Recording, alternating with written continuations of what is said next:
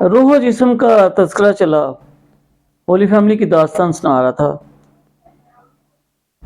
اسلام کی روح کے مطابق یوم پیدائش حضرت عیسیٰ علیہ السلام مبارک۔ بچپن میں گاؤں بان باجوہ کی سڑک اور نہر کے درمیانی حصے کی یادیں آ گئی اور قبرستان سے لگی آبادی کی۔ کرسچین آبادی گاؤں کی مغربی سائڈ پر قبرستان کے نزدیک واقع ہے۔ میرے والد کے دوست اکثر کرسچین بھی تھے۔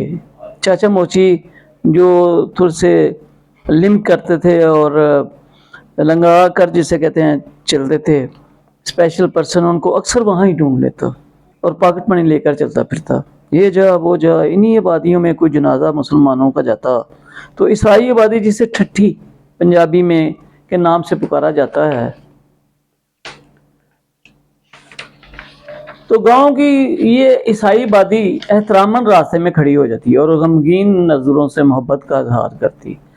کرسمس کے دنوں میں اونٹ کھولی اور دیگر تقریبات اور کرسمس منانے کے دیگر طریقے دیکھتا اپنی آنکھوں سے۔ کئی بچہ تھا، مجھے یاد آ رہا ہے کہ ایک دفعہ پولیس آئی تو ایک عیسائی سندر مسیح کے صحن کے زیریں حصے کو کھود کر مٹکوں میں شراب کی برآمد کی۔ کچے مکانات بعد میں پکے ہو گئے، کئی گاؤں سے شہروں میں چلے گئے اور اپنے کاموں میں مشغول ہو گئے۔ یقین سے کہتا ہوں کہ کسی عیسائی کو میں نے ابھی شراب کے نشے میں گاؤں میں دھت نہیں دیکھا تھا۔ ان کے شراب کے پرمٹ خرید کر کرتے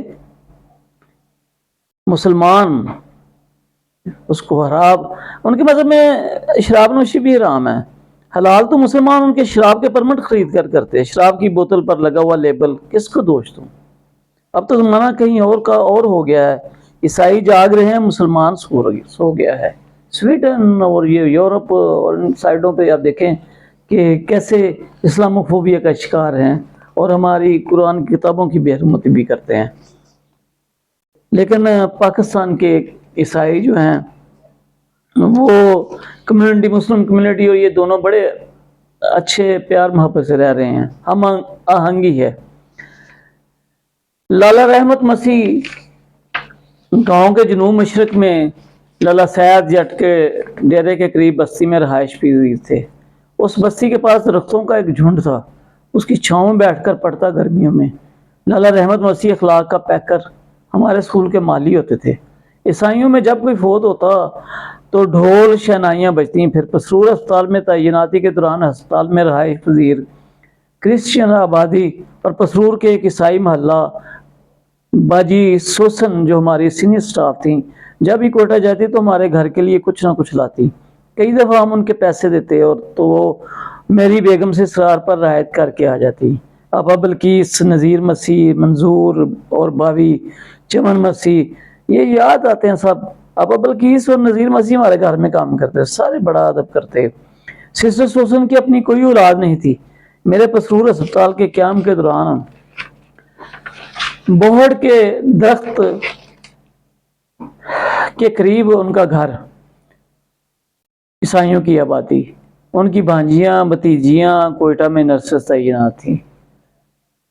میں پوچھتا کہ وہ وہاں پہ کیوں چلی گئی ہیں تو وہاں پہ پتہ چلا کہ بلوچستان میں کوئی نرسنگ سکول نہیں ہے، وہاں پہ صرف میل ہیں اور وہی وہ کام کرتے ہیں، تو اس لیے ان کو پنجاب سے نرسز جاتی ہیں، امپورٹ ہوتی ہیں وہاں پہ۔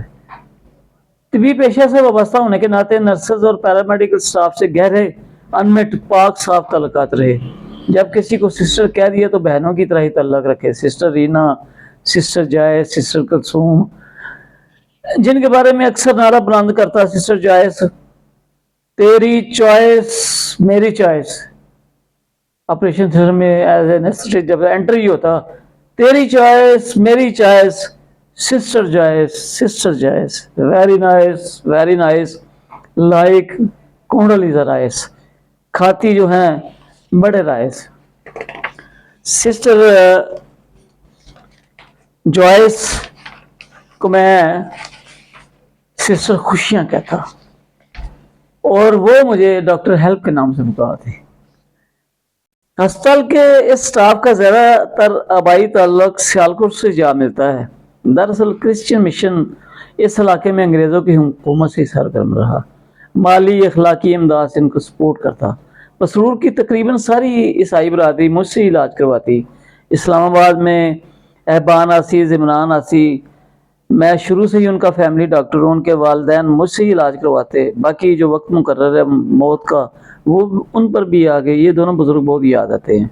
अब फिर होली फैमिली अस्पताल रावलपिंडी में पोस्टिंग है, और यहाँ मेरे दफ्तर के बिल्कुल सामने चर्च है जो अस्पताल का हिस्सा है। बाद में मैंने थोड़ा पता किया तो पता चला कि जब गवर्नमेंट से ये प्राइवेट से गवर्नमेंट हुए थे तो भुट्टो के दौर में, तो ये लिखा गया था कि चर्च यहाँ ही रहेगा। तो आजकल अस्पताल में दाखिल होते ही बड़ी बड़ी स्लीब नुमा क्रॉस, जगमगाता ट्री, क्रिसमस ट्री, और मेरा रूम यहाँ पे बिल्कुल चर्च के सामने। चल सी स्लीपों के साए में से गुजर कर धीरे धीरे सूरह इखलास की तिलावत करते हुए और अल्लाह ताला की तौहीद का इकरार करते हुए और रूह ईसा अलैहिस्सलाम यानी अमर रब्बी अल्लाह के हुक्म से और हज़रत बीबी मरियम अलैहिस्सलाम की पाक दामनी। अब तो साइंटिस्ट ने ये भी दरियाफ्त कर लिया क्लोनिंग के ज़रिए कि कैसे किसी भेड़, क्लोनिंग वाली भेड़ तो बन गई लेकिन आदमी भी बन सकते हैं, यानी कि कोई ज़रूरी नहीं है कि रिप्रोडक्शन का दूसरी तरह हो। अल्लाह जैसे भी चाहे, जिस तरह चाहे, उसकी मर्जी है, जैसे मखलूक को पैदा करे।